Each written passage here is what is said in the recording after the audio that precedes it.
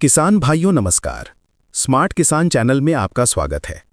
इस वीडियो में जो जानकारी मैं आपको देने जा रहा हूं, वो सिर्फ जानकारी नहीं, ये आपकी गेहूं की फसल का भविष्य बदलने वाला विज्ञान है।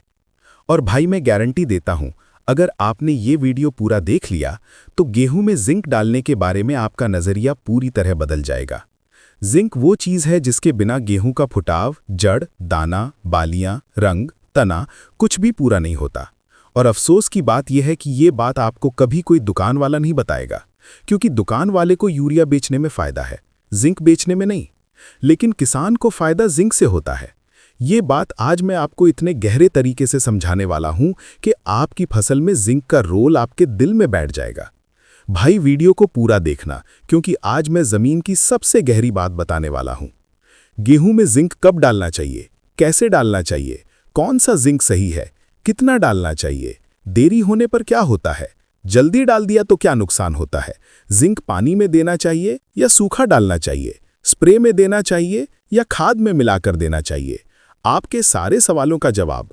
और हाँ भाई, वीडियो के आखिर में मैं आपको एक ऐसा फॉर्मूला बताने वाला हूं जिसे अगर आपने इस साल अपनाया तो मैं अपनी तरफ से 100% गारंटी देता हूं कि आपकी गेहूं में फुटाव पहले से दोगुना होगा, दाने पहले से भारी होंगे, वजन पहले से अलग होगा और आपका खेत देखकर लोग पूछेंगे, भाई तूने ऐसा क्या डाला कि फसल चमक रही है। तो चलिए शुरू करते हैं गेहूं के अंदर जिंक का असली विज्ञान। सबसे पहली बात, जिंक क्या है? भाई जिंक कोई आम खाद नहीं है, यह पौधे का मास्टर कंट्रोलर है। जैसे इंसान के शरीर में विटामिन होते हैं, वैसे ही पौधे के शरीर में माइक्रोन्यूट्रिएंट होते हैं और इनमें सबसे जरूरी है जिंक। गेहूं हो, धान हो, सरसों हो, सब्जियां हो, जिंक के बिना कोई भी फसल अपने रंग, आकार और उत्पादन को पूरा नहीं कर सकती। गेहूं में जिंक की कमी क्या क्या करती है, ये मैं अभी आपको बताता हूं, लेकिन पहले ये जान लो कि भारत की 70% मिट्टी में जिंक की भीषण कमी है। ये कोई अंदाजा नहीं है, ये ICAR और सॉइल टेस्टिंग लैब्स की रिपोर्ट है। उत्तर प्रदेश, बिहार, पंजाब, हरियाणा, राजस्थान, MP, हर जगह खेतों की मिट्टी में 50 से 70% तक जिंक की कमी पाई जाती है। अब सोचो भाई, अगर मिट्टी में जिंक नहीं है और हम हर साल गेहूं बोते जा रहे हैं, तो गेहूं कहां से जिंक लेगा? क्या हवा से लेगा? नहीं।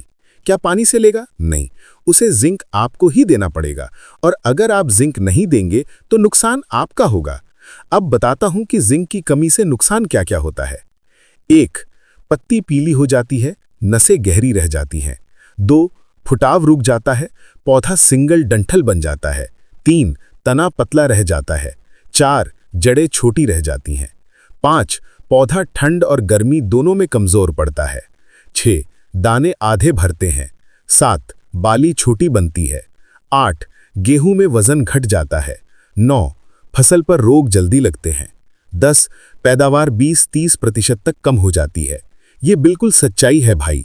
इसलिए मैं गारंटी देता हूं, अगर आपने गेहूं में जिंक सही समय पर डाल दिया तो फुटाव, रंग, जड़, तना, दाना सब बदल जाएगा। अब बात करते हैं जिंक डालने का सही समय क्या है। भाई गेहूं में जिंक का सबसे सही समय 2 ही हैं, बुआई के समय और पहला दूसरा पानी। लेकिन किसान इन दोनों में गड़बड़ कर देता है। बुआई के समय DAP डाल देता है और साथ में जिंक भी डाल देता है। यह सबसे खतरनाक गलती है, क्योंकि DAP के फास्फोरस और जिंक मिलकर जिंक फॉस्फेट नाम का पत्थर सा यौगिक बना लेते हैं, जो मिट्टी में 3 साल तक नहीं घुलता। मतलब जिंक भी गया और दाना भी गया। अब असली ज्ञान सुनो भाई। गेहूं में जिंक डालने का सही समय है पहली सिंचाई के समय और दूसरी सिंचाई के समय। पहली सिंचाई पर जिंक क्यों? क्योंकि ये समय होता है क्राउन रूट इनिशिएशन, यानी जड़ का जन्म। जड़ को जैसे इंसान को जन्म के समय दूध चाहिए, उसी तरह इस समय पौधे को जिंक चाहिए। जिंक पूरे पौधे में ऑक्सिन नाम के हार्मोन को स्टेबल करता है, जो फुटाव पैदा करता है। अगर ऑक्सिन नहीं बनेगा तो फुटाव नहीं आएगा, और ऑक्सिन तभी बनता है जब जिंक मिट्टी में मौजूद हो। दूसरी सिंचाई पर जिंक क्यों? क्योंकि इस समय फुटाव सबसे तेजी से आता है। अगर इस समय जिंक नहीं मिला तो पौधा जड़ बंद कर देता है और फुटाव आधा रह जाता है। अब बताता हूं कैसे डालना है। जिंक 2 तरीकों से डाला जाता है, खाद में मिलाकर और स्प्रे में। दोनों सही हैं, लेकिन दोनों के नियम अलग हैं। अगर आप जिंक सल्फेट 21% वाले दानेदार फॉर्म में डालते हैं तो 1 एकड़ में 10 किलो पर्याप्त है। अगर 33% वाला लेते हो तो 5 किलो काफी है। अगर आप WDG लेते हो तो 4 से 5 किलो पर्याप्त है। और सबसे गहरी बात बताता हूं भाई, जिंक सल्फेट हमेशा यूरिया प्लस गंधक यानी सल्फर के साथ मिलाकर डालो। अकेला जिंक डालोगे तो आधे से ज्यादा मिट्टी में फंस जाएगा और बाकी भी पौधे तक नहीं जाएगा। लेकिन यूरिया के साथ जिंक क्यों? क्योंकि यूरिया मिट्टी में नमी बढ़ाता है और जिंक उसी नमी के साथ नीचे उतरता है और जड़ उसे तुरंत पकड़ लेती है। गंधक क्यों? क्योंकि गंधक जिंक को घुलनशील बनाती है। भाई ये चीज कोई दुकान वाला नहीं बताएगा, उसे तो बस बेचना है, लेकिन मैं आपको खेत की असली बात बता रहा हूं। अब बात करते हैं जिंक का स्प्रे कब करना चाहिए।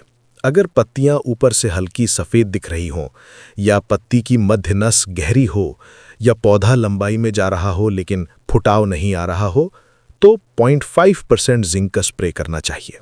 यह स्प्रे दूसरा पानी सूखने के 6-7 दिन बाद सबसे प्रभावी होता है।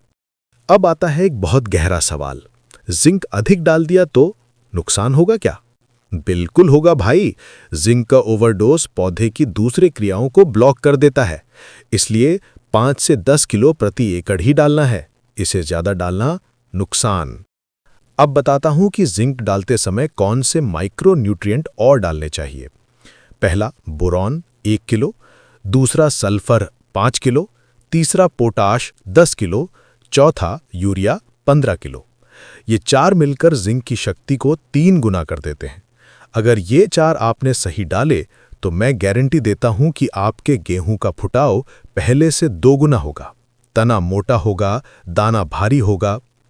अब मैं आपको जिंक डालने का सबसे सटीक फॉर्मूला बताता हूं। ये फॉर्मूला दूसरी सिंचाई पर डालना है। पहला urea 15 kilo, SSP 40 kilo, zinc sulphate 5 kilo, गंधक 4 किलो, बोरॉन 1 किलो और MOP 10 किलो। भाई अगर ये फॉर्मूला तुमने एक बार अपने खेत में डाल दिया तो मैं लिख कर देता हूं, फसल का रंग 7 से 10 दिन में बदल जाएगा। पत्तियां चमकने लगेंगी, फुटाव तेज होगा, पौधा मजबूत होगा और दाना भारी भरकम होगा। अब समझो कि जिंक की कमी किन खेतों में सबसे ज्यादा होती है। जहां कई साल से यूरिया ज्यादा डाली जा रही है, जहां धान गेहूं का चक्र चलता है, जहां धूप तेज होती है, जहां पानी बार बार भरता है, जहां सूखी मिट्टी होती है, जहां pH 8 से ऊपर है, जहां रेतीली मिट्टी है। इन सारी जगहों पर जिंक की कमी 90% तक होती है। अब समझो कि जिंक का असर कितना तेज आता है। जिंक डालने के 24 घंटे बाद पत्ती की नसें मजबूत दिखती हैं। 72 घंटे बाद पौधा खड़ा होना शुरू हो जाता है। 7 दिन बाद रंग बदल जाता है और 15 दिन बाद फुटाव बढ़ जाता है। यही कारण है कि दूसरे पानी पर जिंक डालना सबसे सही माना जाता है। अब एक गहरी बात, अगर आपने जिंक देर से डाल दिया तो क्या होगा?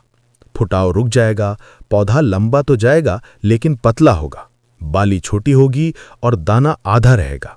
जितनी देर जिंक डालने में करोगे उतनी पैदावार कम होती जाएगी। अब सवाल, जिंक दानेदार डालें या लिक्विड? दानेदार अच्छा है क्योंकि वो मिट्टी में लंबे समय तक असर करता है। लिक्विड तेज असर करता है लेकिन टिकता नहीं है, इसलिए दानेदार प्लस लिक्विड दोनों का उपयोग सही समय पर करना चाहिए। भाई ध्यान रखना, अगर पहली सिंचाई के समय आप 5 किलो जिंक सल्फेट डाल देते हो और दूसरी सिंचाई पर 10 ml जिंक स्प्रे करते हो तो मैं गारंटी देता हूं कि आपका गेहूं 2 रफ्त में हरा भरा दिखाई देगा। पौधा चमकेगा, जड़ मजबूत होगी और दाना भारी होगा। अब अंत में मैं आपको एक बात बताता हूं, ये सारी जानकारी दुकान वाला कभी नहीं बताएगा, क्योंकि उन्हें बेचना है यूरिया, DAP और स्प्रे, उन्हें जिंक नहीं बेचना। लेकिन किसान की असली जरूरत जिंक है। अगर आपका खेत जिंक खा गया तो फुटाव 2 गुना होगा, दाने 2 गुने होंगे और पैदावार सीधी 5 से 10 क्विंटल बढ़ जाएगी। भाई मैं 100% गारंटी के साथ कहता हूं, गेहूं में जिंक का सही उपयोग आपका नजरिया बदल देगा। अगर आपने ये वीडियो पूरा देखा है तो आपको खेती की वो सच्चाई मिल जाएगी जो कई लोग सालों से नहीं जानते। और भाई अगर जानकारी अच्छी लगी हो तो स्मार्ट किसान चैनल को लाइक करें, सब्सक्राइब करें और घंटी का बटन दबाना ना भूलें, क्योंकि यहाँ पर हम देते हैं जमीन से जुड़ी सटीक खेती की जानकारी।